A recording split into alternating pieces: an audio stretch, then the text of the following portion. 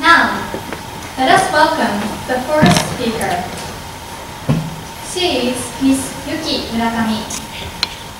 She will deliver the speech under the title of Let's Start, Be Smart, Do Suggest. Let's start, be smart, do suggest. Then, Ms. Murakami, please come up to the center of the stage.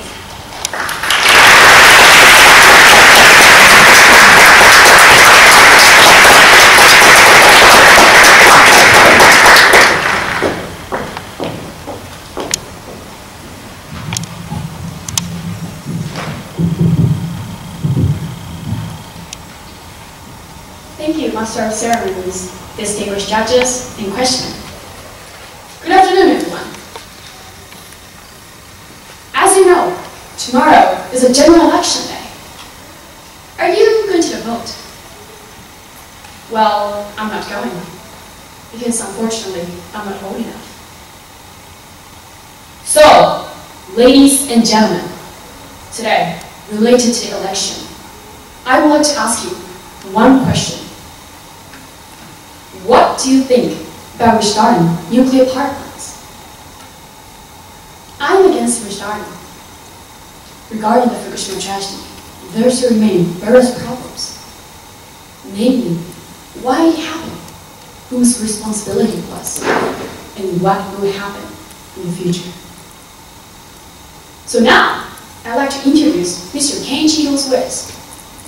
He is a former judge, and in 2006, he issued ruling to order the suspension of a nuclear reactor in Ishikawa Prefecture. About the Fukushima tragedy, he said, the Japanese government is so uninterested in the safety of its people. They didn't disclose the data of speeding to the public, felt no guilt of exposing people to 20 lcv annual dose limit of radiation. Now Mr. Ito is a lawyer. He joined the demonstration against restarting.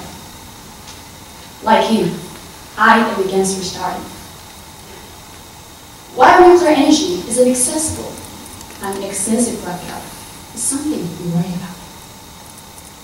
What should we do to avoid a blackout? My suggestions are threefold. The first suggestion is to start saving electricity. Then how to save it?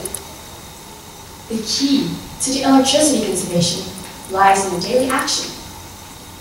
Early to bed and early to rise. Easy. It has a remarkable effect of saving electricity because the usage of light and electrical appliances is greatly reduced. Besides, family should stay in the same room whenever possible.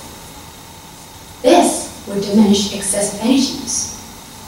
It can become a good opportunity for a familiar conversation as well. We can talk about using the public transportation, cycling, walking, and even carpooling. New ideas will spring up when you're talking with your family. About shelter and keeping in touch when the earthquake occurs. There are lots of things to talk about, as we experienced the March 11th earthquake and nuclear power plant catastrophe. The second suggestion is be smart. We have to learn a lot about how to manage electricity. Last summer, some people were heat-stroke because they abstained from using an air conditioner, even if it wasn't electricity consumption peak hour. This is an example of overreaction. The demand changes throughout the day, so it is not that we are in danger of blackout all the time. There is a technology named smart grid. It enables power generation and consumption to be optimized. If all the power stations are connected by smart grid, effective management of electricity becomes possible. Regardless of the weather condition, it can properly function in solar and wind power plants. Small and medium-sized energy stations can be connected in various locations. As a result, more kindness to the environment, less transmission loss, and and few risks in times of disaster. What's more, there is a new electric meter named Smart Meter.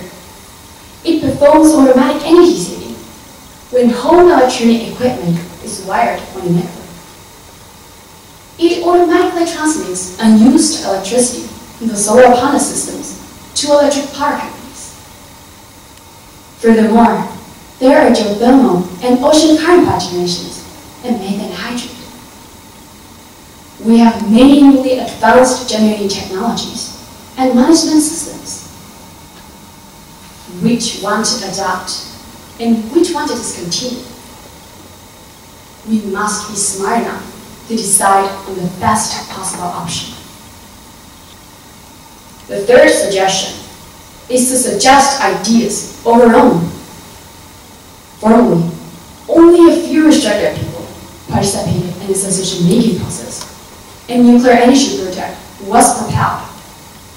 This way, the myth of nuclear energy safety has been established. Today, we can request the information disclosure, and we can evaluate and criticize political measures. And yes, we have the power to suggest ideas of our own. For example, we can apply for speech contests like what I'm actually doing now. Or we can post our ideas on the Facebook and Twitter. Traditionally, we ordinary people only got information from the mass media, like newspapers or TVs. Do you think that expressing one's opinion is a privilege confined to only a few limited people? No!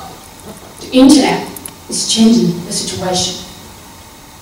Now we can spread our ideas easily. Anyone can suggest opinions, launch discussions, and introduce new ideas. This way, we can become a powerful opinion maker to change our society. The public opinion, made up of you ladies and gentlemen, can revolutionize the politics and the world. So, tomorrow is a general election day. Are you going to vote? Let's start. Be smart. Make suggestions. Thank you very much for listening.